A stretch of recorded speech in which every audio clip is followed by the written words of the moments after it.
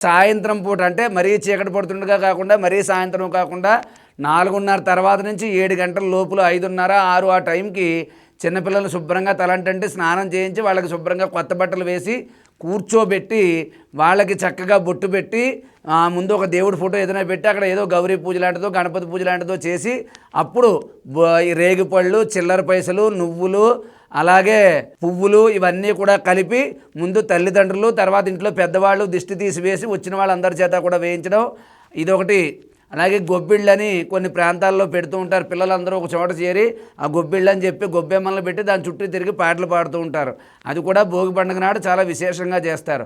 అలాగే ఈ భోగి పండుగలో ఉన్న ప్రత్యేకత ఏమిటంటే బొమ్మల కొలువు పెడతారంటే ఇంట్లో ఉన్న బొమ్మలైనా దేవుడు బొమ్మలు, చెక్క బొమ్మలు ఇలాంటివన్నీ కూడా ఒక కొలువు కింద ఏర్పాటు చేసి అక్కడే పేరంటం పెడతారు. అది చూడడానికి వచ్చిన వాళ్ళు ఇలాగా భోగి పండుగ నాడు ఇలాగా చేస్తూ ఉండడం అనేది ఆనవాయితీగా వస్తున్నటువంటి ఆచారం.